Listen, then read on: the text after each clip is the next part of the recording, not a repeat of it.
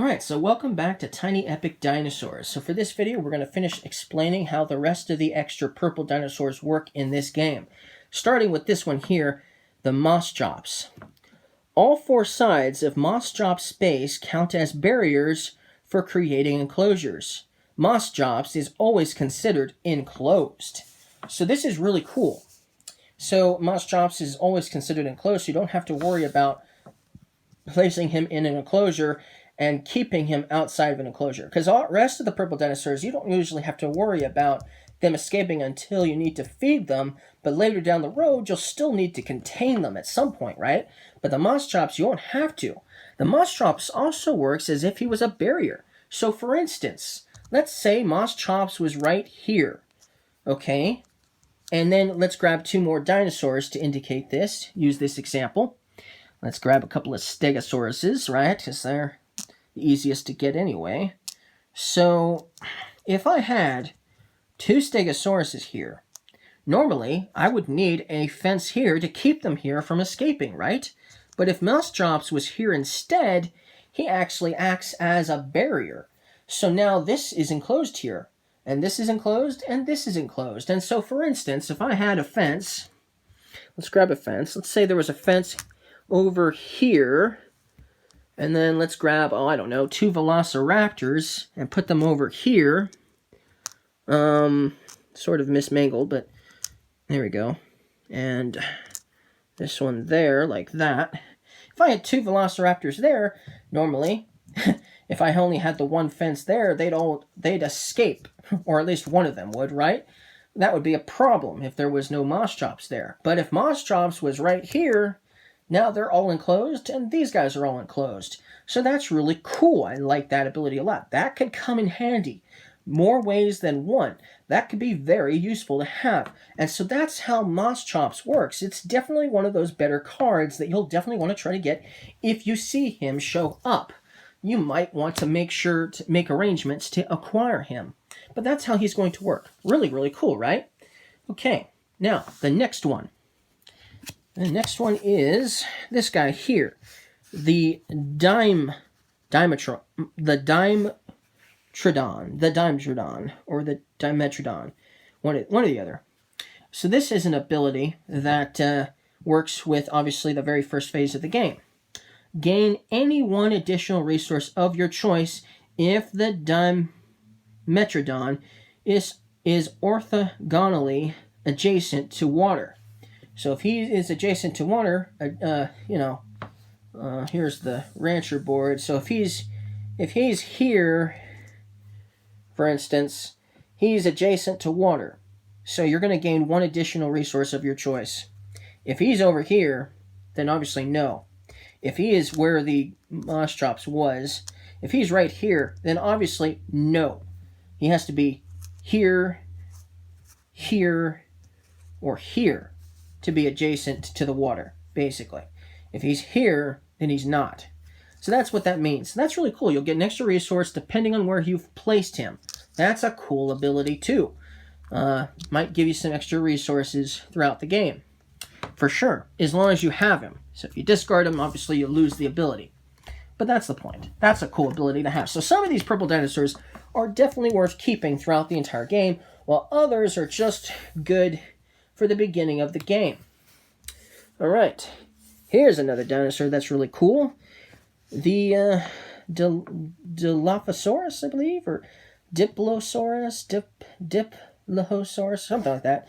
I have a hard time pronouncing this one too, but I always remember the look of it because it looks like a basking lizard. The basking lizard has the same thing. It can extend flaps of its skin just like that can.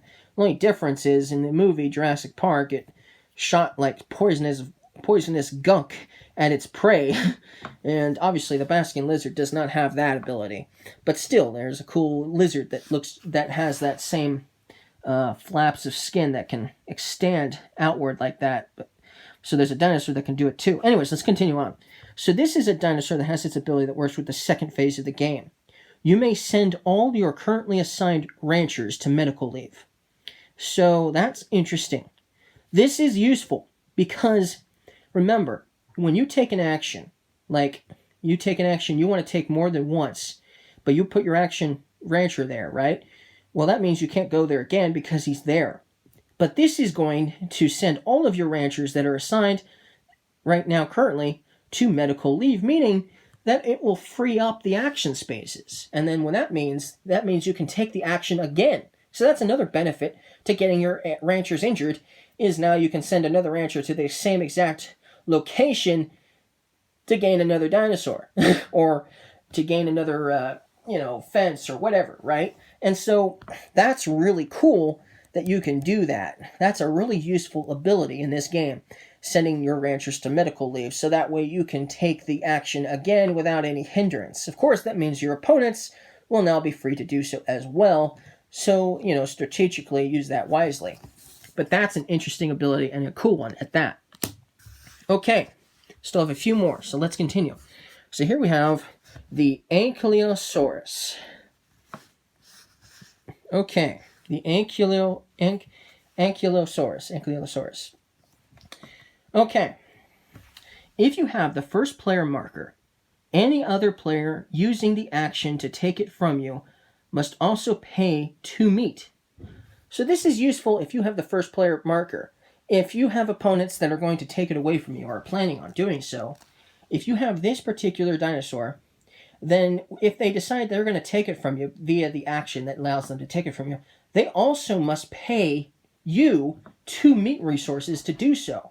So that's definitely a strategically wise advantage to have if you're the player that has the first player marker, or are planning to take it from a player that has it and you get this card. That could be very useful to prevent them from taking it back, in a sense, later on. So that's a really cool card to get. You can strategically use that one to your advantage.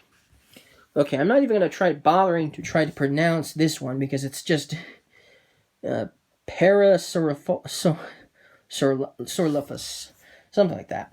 Okay, so with this dinosaur, during the first phase of the game, you'll collect 2 of the resource from your ranch space that this dinosaur is in.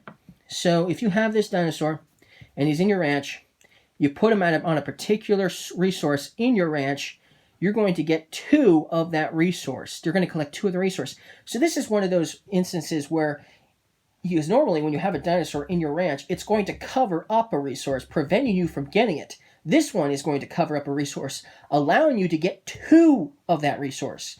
So that's a very awesome ability to have. That's a really cool one to get, and you'll be able to use that each round, I believe. So that's a really useful one to have. So that might be a dinosaur worth keeping around. Okay, here's the dinosaur you've all been waiting for. Most of you, anyway. The Tyrannosaurus Rex. Here he is, in all his might. Okay, so he's going to give you 5 victory points at the end of the game. That's a lot of victory points. Instant, easy victory points to obtain. I mean, that's a lot. Well, it makes sense because he's the biggest and best, and he's always the dinosaur people want to see, right? So the Tyrannosaurus Rex, his ability works for the 5th phase of the game, which is the feeding dinosaur phase. You may choose to feed Tyrannosaurus Rex any regular dinosaur from your ranch instead of 3 meat. Discard that dinosaur, and if you do so, you'll also gain 1 meat resource. So if you look closely, the Tyrannosaurus Rex requires 3 meat to feed him. That's a lot of meat for 1 dinosaur, obviously. But let's say you don't have enough meat. If you don't have enough meat to feed him, he's going to escape. That's not something you want, right? And so if you want, instead, you can choose to feed a regular dinosaur that you have, like, I don't know, a Stegosaurus, and instead of paying the 3 meat, and then in the process, you're going to get 1 additional meat resource as well, because he's not going to eat the entire dinosaur, so you'll have a little extra meat to feed your dinosaurs later. So that's an interesting ability for sure, and it might be worth it, maybe. Unless, of course, you're planning on using that dinosaur to complete a contract, then obviously not so much. But, if it prevents a dinosaur from escaping and then obviously eating another dinosaur in the process, this ability might be worth doing. Anyways, because at least you get an additional meat resource out of the deal. Okay. Well, we did not save the best for last this time. We saved him almost for last. Okay. Because there's only 2 other dinosaurs left to go over. So this is another dinosaur I'm not going to try to pronounce.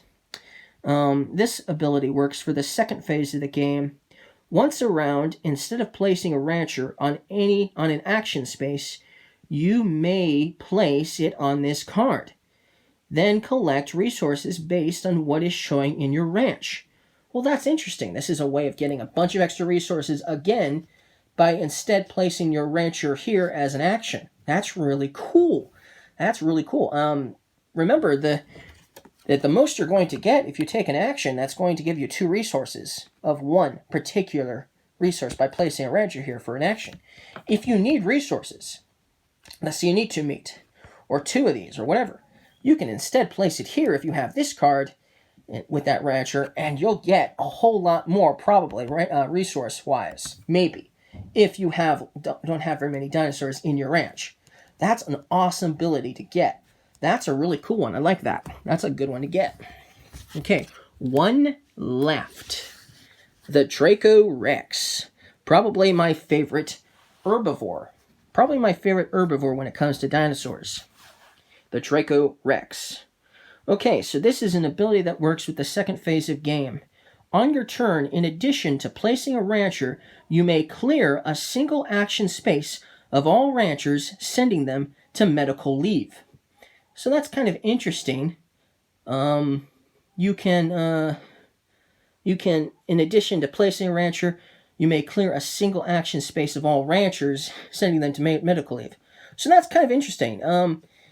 Once again, if somebody's trying to block you and you want to take a particular action, when you place a rancher on your turn, you can clear all of the other ranchers off of the space that you want to place your rancher onto, sending them to medical leave. That's an awesome ability. So it's just like the Spinosaurus, in almost exactly the same, but it's only going to work, obviously, once you're placing a rancher down onto a particular space, for sure. So that's a really cool ability. It's definitely an awesome one to get, just like the Spinosaurus in a way as well. And, of course, you'll have to tilt the card to indicate that you used it each round. So you can use this every round. That's a really cool ability to get. And that's a really cool dinosaur. And that's called the Draco Rex. One of my favorite herbivores. And so that's everything. Everything for tiny epic dinosaurs. Maybe I'll do a gameplay video someday, but not right now.